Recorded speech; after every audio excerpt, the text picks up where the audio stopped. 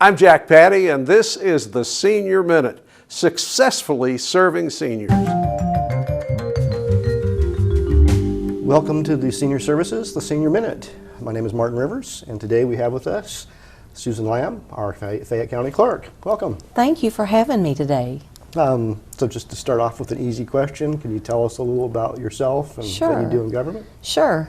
I have actually been in local government for almost 40 years, and my current role I've been in since February of 2023. Prior to that, I was on City Council for 8 years and in local government as a civil service employee for 27. Very good, thank you. Yes. We're focusing here sort of on things that your office does that can help seniors. So vehicle registration's probably one of the things that people do most often with getting to the government.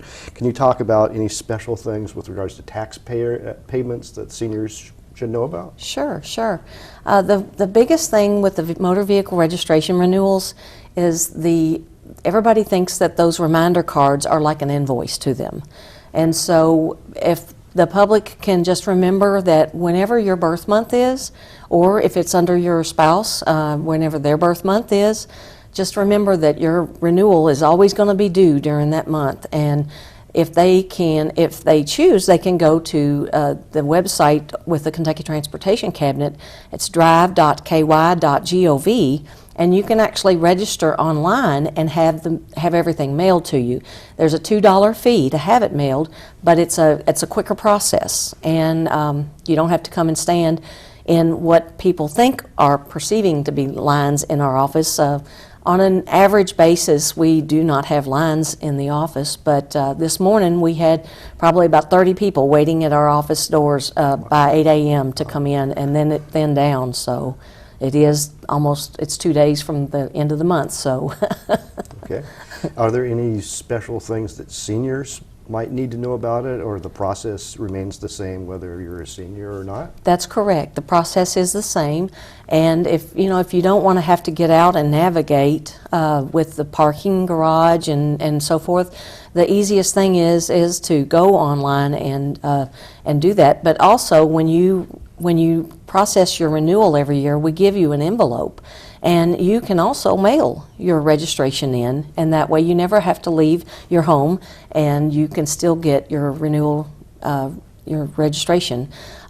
So we try to make it as accommodating as possible for everybody. Okay. There are these special license plates or placards that if you're disabled, yes, those come through your office? They do, and they're called handicap placards and license plates. There is a special form that has to be signed by a doctor, and once you get that license plate, then it's in our system. And the placards, you can either get a temporary one or you can get a full-time and have it for as long as you are driving your vehicle. Okay. So. Any special insurance that seniors need to be aware of with regards? Okay. No, just make sure that you have it. And the biggest thing we have a new registration system called CAVIS, and it is through the Kentucky Transportation Cabinet, and we have had some people's insurance not verify, so it's important to make sure that you bring in a paper copy of your insurance to verify it in case that the system doesn't recognize that you have it. Okay. So. Another thing that probably happens a lot is people buy and sell vehicles. So anything special seniors should be aware of? Do they need to come to your office? Can those be done online or? Well, no. Renewals can be done online. Transfers actually need to be done in the office. Now, here's the thing: if you're buying a vehicle and it's coming from out of state, it has to be inspected. So we actually have a deputy sheriff that stays within our building, and she is the one that performs all the inspections, and we have inspection spots that are dedicated in the garage. So it's really, it's like having a handicap space. It's really close to the door. Okay. And so you come in, and if the deputy sheriff's not out there, she will definitely be going and coming, and so you can either go down to room 108 and start the process, or you can meet her in the garage and start the process there and then finish it in room 108. Okay. So. change of pace, voting, elections, Yes. poll workers. Yes. You know, as you get older, it gets harder to get around. Right. Different ways that seniors might be able to vote. Yes, yes. I want to stress, we heard a lot during the November election last year about people that have trouble standing and that people that they have a hard time for waiting an hour in line. And I want to stress that we have 6 days early voting that is at our office. And so basically, you can come in to our office and during those 6 days, and if you have trouble standing, or if there's any, you know, if you're in a wheelchair, if you have any disability or any reason to think that you can't stand in a long line, please come to our office during the 6-day early voting. And you'll have to watch. Of course, we don't have any elections this year. So in 2026, we'll have elections, and we will publicize those dates for the primary in 2026 and again for the general election.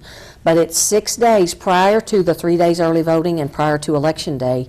And it's, you know, honestly, we have such a low turnout, the people that take advantage of this 6 days in our office, but it is the perfect opportunity for the seniors to come in, and we welcome them. And we have handicap parking in the garage too, and so you can easily navigate in. So.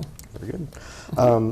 I vaguely remember hearing something about a bill that was going through with regards to caregivers Yes. for seniors or other people. Right. I don't know if that bill went through, but Right. how can caregivers help people vote? Right, right. I think it's House Bill 684, and I did check this morning to see if the veto was overridden, and it was.